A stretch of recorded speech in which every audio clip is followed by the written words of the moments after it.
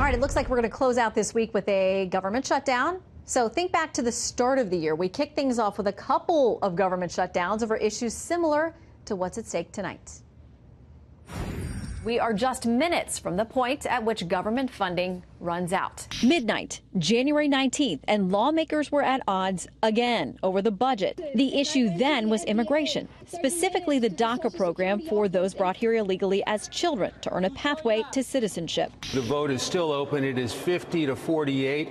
But the bottom line is they needed 60 yes votes, and Democrats have successfully blocked a 4-week government funding extension. The government reopened 3 days later with hard feelings across the political spectrum. Progressive groups and so-called dreamers are still fuming. So what, if anything, can the Democratic leadership do to win them back? A month later, another brief shutdown lasting just hours, again ending with lawmakers kicking the issue down the road with another stopgap funding solution. It's a time-tested ritual, a game of political chicken with familiar rhetoric and images.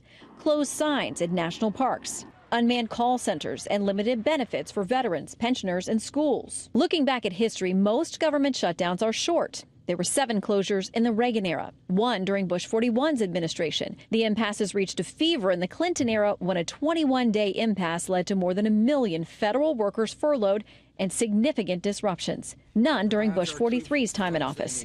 Then there was 2013. The funding impasse was the Affordable Care Act, Obamacare, and a hardline stance against the president by congressional conservatives. The federal bureaucracy went dark for 16 days. Standard & Poor's estimated it took $24 billion out of the U.S. economy. In the end, the president promised to work for a long-term budget solution. Because it eliminates the possibility of a shutdown for the first time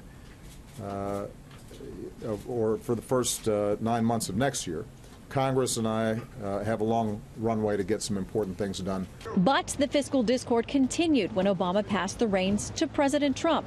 Now the blame game, 2018, part 3. They're more focused on stopping the president than they are on helping the country. The president is doing everything that he can to shut the government down. Have to ask the question, why?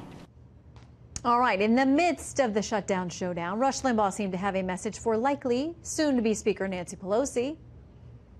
Donald Trump blindsided the swamp yesterday. He put the Democrats in the position here that they can't. You know what their only retort to this is? I can't believe that 400,000 federal workers are going to miss their paychecks at Christmas. All right, let's see what tonight's Power Panel thinks about that. Fox News contributor Doug Schoen, Chairman of the American Conservative Union Matt Schlapp, Daily Caller White House correspondent Sagar and Jetty. Welcome to you all, gentlemen. Thank you. Thanks, Shannon. All right, Matt, I will start with you. Your reaction to where we are, less than 20 minutes away now from another shutdown. Look, it's a very simple thing. We have chaos at our southern border. The Democrats believe that having basically an open border at our southern border is good politics for them. People can come here illegally, count to 10 Mississippi, and the next thing you know, they're asking for amnesty for the people who came here illegally. And they think that pays off at the ballot box. And I think most Americans who have common sense on these issues and who support legal immigration, vigorous legal immigration, over 1 million green cards a year, believe that it ought to be a process where you can't subvert it illegally. So I like the fact that the president's taking a hardline stance, and I think 2020 is going to be about building a wall, securing our southern border, and making sure that we have that people have to follow the rules. All right, Doug, I want to read you something from Vox.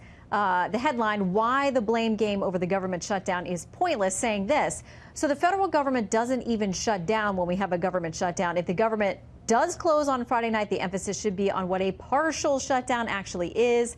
The government, as most Americans understand it and experience it, will still be running tomorrow, whatever the headlines might say. So, Doug, how does this play at home?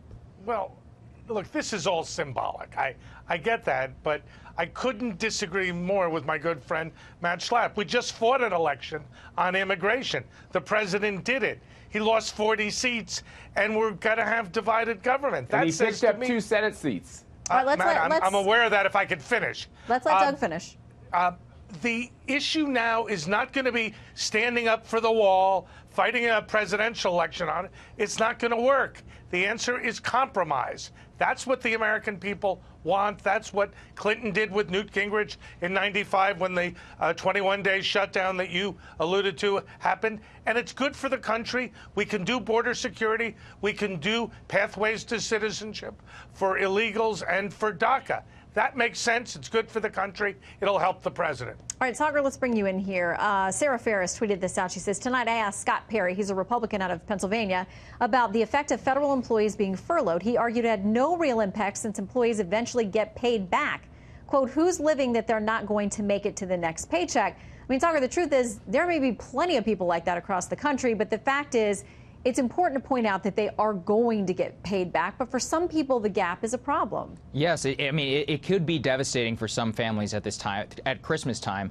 But what it really does come down to is that this is really the last chance for the president to secure his signature campaign promise, which he received a mandate for in his election. That's what all of these government shutdowns eventually come down to. These federal workers are going to get paid. And, you know, it's not a great look for the congressman to be saying that. It is absolutely reality for many families, but it's in a much larger context of what's going on here.